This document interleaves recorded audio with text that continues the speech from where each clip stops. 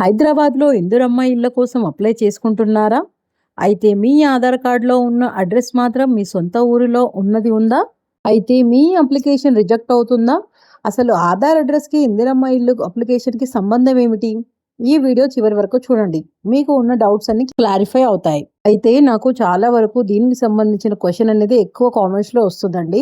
మేము 10,000 కట్టి ఇందిరమ్మ ఇల్లుకు అప్లికేషన్ చేసినా కూడా మా అప్లికేషన్ రిజెక్ట్ అయ్యి మా అమౌంట్ మాకు రిటర్న్ ఇచ్చేస్తున్నారు అని చాలా వరకు కామెంట్స్ అయితే చేస్తున్నారు.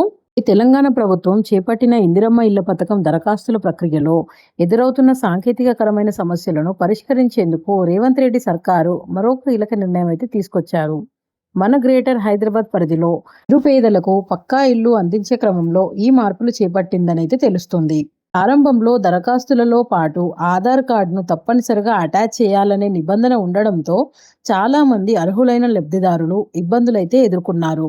ఈ సమస్యను గురించి ప్రభుత్వం దరఖాస్తు ప్రక్రియ మరింత సరళాంతరం చేస్తూ పోర్టల్లో మార్పులైతే తీసుకొచ్చింది.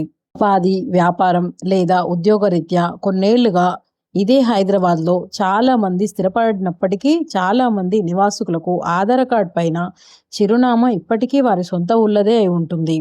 ఇక ఆధార్లోని అడ్రస్ ఆధారంగా అప్లై చేసుకుంటే ఇక్కడ స్థానికత గుర్తింపు రాక దరఖాస్తులు రిజెక్ట్ అవ్వడం జరుగుతుంది చాలా మందికి. దీనిని దృష్టిలో ఉంచుకొని ఆధార్ కార్డుకు బదులుగా voter ID card, bank passbook అయినా లేదా డ్రైవింగ్ లైసెన్స్లో ఏదైనా ఒక దానిని గుర్తింపు ప్రూఫ్గా అప్లోడ్ చేయడానికి ఇప్పుడు ప్రభుత్వం వెబ్సైట్లో ప్రత్యేక అవకాశం అయితే కల్పించింది. ఇక్కడ దరఖాస్తుదారులు ఒక ముఖ్యమైన విషయాన్ని గమనించాల్సి ఉంటుంది. ఆధార్ కార్డ్ కాపీని అడ్రస్ ప్రూఫ్గా అప్లోడ్ చేయాల్సిన అవసరం లేనప్పటికీ అప్లికేషన్ ఫామ్లో ఆధార్ సంఖ్యను నమోదు చేయడం మాత్రం ఇప్పటికీ తప్పనిసరి. వ్యక్తికి 2 చోట్ల ఇల్లు రాకుండా నిరోధించడానికి ఆధార్ పైన ఉన్న నెంబర్ని తప్పనిసరిగా అప్లికేషన్ ఫామ్ పైన ఫిలప్ చేయాలనేది అధికారులు అయితే స్పష్టం చేశారు. కొత్తగా జరిగిన మార్పుల వలన నగరంలో నివసిస్తున్న చాలా మంది పేద కుటుంబాలకైతే ఇందిరమ్మ ఇళ్ల పథకం అనేది లభించడం జరుగుతుంది. వీడియో కనుక నచ్చినట్లయితే ప్లీజ్ లైక్ చేయండి. ఇంకా మీ ఫ్రెండ్స్లో ఎవరికైనా తెలియని వాళ్ళు ఉంటే షేర్ చేయండి.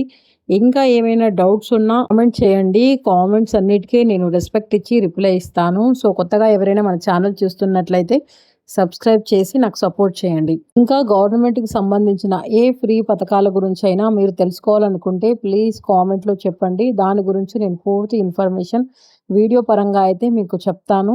సో నా ఛానల్ మీ అందరికీ నచ్చుతుందని నేను మనస్ఫూర్తిగా నమ్ముతున్నాను. మీరందరూ నా ఒక ఫ్యామిలీ. సో సపోర్ట్ చేస్తారని గట్టిగా నమ్ముతున్నాను. Thank you for watching.